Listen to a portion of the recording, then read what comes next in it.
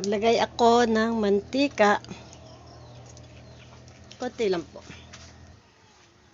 Yan. Maglagay na po ako ng bawang. Ang usok. Sa kahoy kasi ako nagluluto.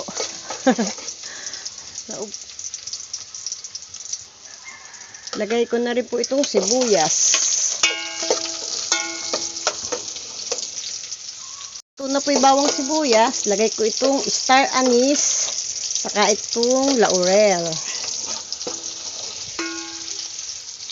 Nagyari po niyan, ilagay ko na itong papa. Ay, ang laki, ang dami.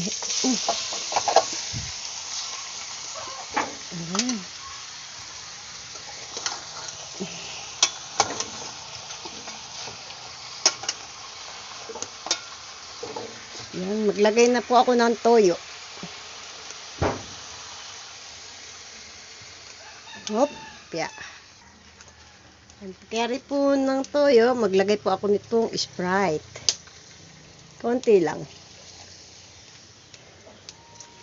Yan, palalambutan ko po dyan yan.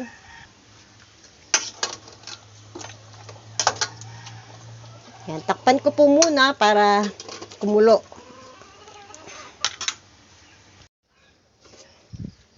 Yan. Maglagay na rin po ako ng paminta.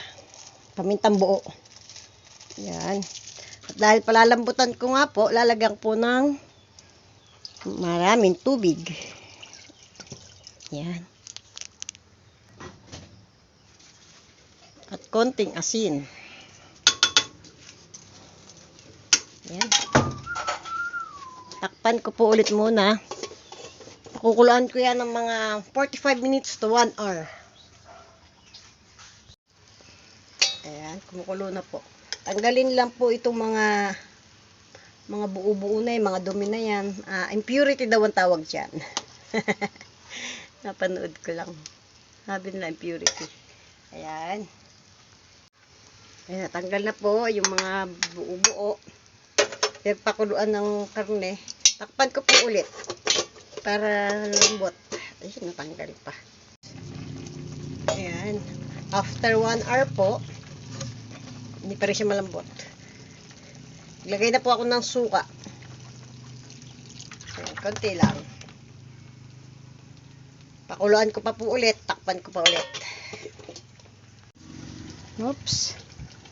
Lagay ko na po itong banana blossom. Ayan, hinugasan ko lang po yung banana blossom para naman matanggal-tanggal ko ano may chemical na meron or kung ano man dumi meron. Yan, maglagay na rin po ako ng matamis. Mga 2 kutsara siguro yun. Yan, luin ko lang po. At pakukuluan ko pa yan. Takpan ko po ulit muna. Oops. Ayan, luto na po. Bali 20 minutes ko po niluto itong banana blossom. Ayan. Ayan, malambot na rin po yung karni ng, itong pata ng baboy. Ayan, malambot na po. Sarap.